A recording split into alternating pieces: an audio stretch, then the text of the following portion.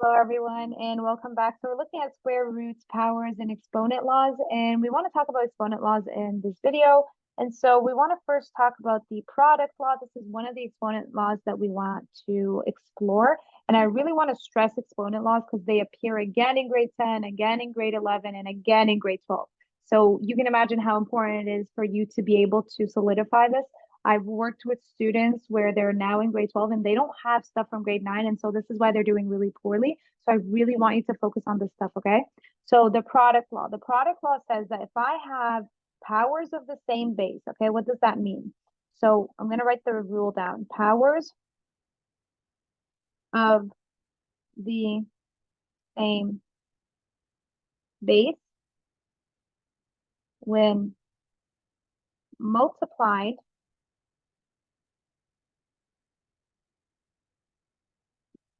we add their exponents. Okay. And so what would that look like? It would look like this. So if I have, for instance, 2 to the power of 4 multiplied by 2 to the power of, let's say 5, okay? What's going on here is these are both powers, right? Here is one power, here is another. And what we're saying is that they both have the same base, right? They both have that base of 2. And because they have the same base, we are going to add their exponents, okay? If they're being multiplied. So when they're being multiplied, as we can see they are, we add their exponents. So the answer to 2 to the power of 5 multiplied by 2 to the power of 4 would just be 2 to the power of 9. Why is this? It's really because we're saying 2 to the power of 4 looks like this, right? 2 times 2 times 2 times 2. And we're multiplying this. Let's even remove the brackets. We're multiplying this by 2 to the power of 5, which is 2 times 2 times 2 times 2. That's 4 of them. Here is a fifth. Okay. And so what we have here is we're saying, oh, well, if I were to kind of just look at it as a one whole thing, that looks like 2 to the power of 9. Okay. And this is why when I multiply powers of the same base, I can really just say, oh, well, add their exponents. Okay. All right, let's look at the next one. So the next one over here is the quotient rule. So product means the multiplication of two things. The quotient means the division. And over here, this was multiplication. Okay. So the quotient rule says that if I have, okay, powers, again, of the same base, like all of these rules apply when they have, well, these first two rules, powers of the same base. Now we're talking about division. So when divided by one another, okay, let's say when dividing, so that it's understood when dividing one another, we subtract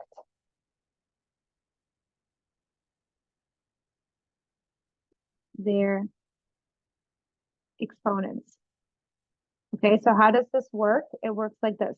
So if I were to say, for instance, an example, and I say, okay, you have 2 to the power of, let's use those same two numbers. So 2 to the power of 4 divided by 2 to the power of 5. What I do here is I take the top exponent, subtract the bottom. And so I'm really just going to write this as 2 to the power of 4 minus 5, which is equal to 2 to the power of negative 1, right? 4 minus 5, take the bigger number 5, subtract the smaller one, bring back the sign of the bigger one. So negative 1, okay? Now I could do a few more examples. Let's do example 2. So I can have 3 to the power of 9 divided by, and it can even be written not just as a fraction, but could be written like this, 3 to the power of 2. And so what I do here is, again, since they have the same base, 3 and 3, right? And they are dividing. And so what we do is we're going to subtract their exponents, okay? So we're going to go 9 minus 2, okay? So then I end up with 3 to the power of 9 minus 2, that is 7. Okay? All right. So let's have a look at the next one. I actually want to make this smaller. Let's resize that. Okay.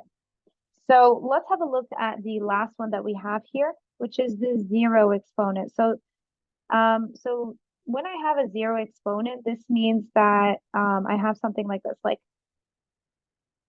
a to the power of zero, for instance. Okay. Now, anything to the power of zero, we've already written this in a previous video, but I'm going to write it again. So anything to the exponent or power of zero is equal to 1. Okay? Let's write that as a digit. Is equal to 1. And so a to the power of 0, we get 1. I have 1,000 to the power of 0, I get 1. I have 200, negative 200, all to the power of 0, I get 1. Okay, so it really doesn't matter what it is. Anything to the power of 0 is just going to equal to 1. Okay? All right, so that's pretty much it for this for exponent laws. I hope that helped, and I'll see you in the next video. Bye.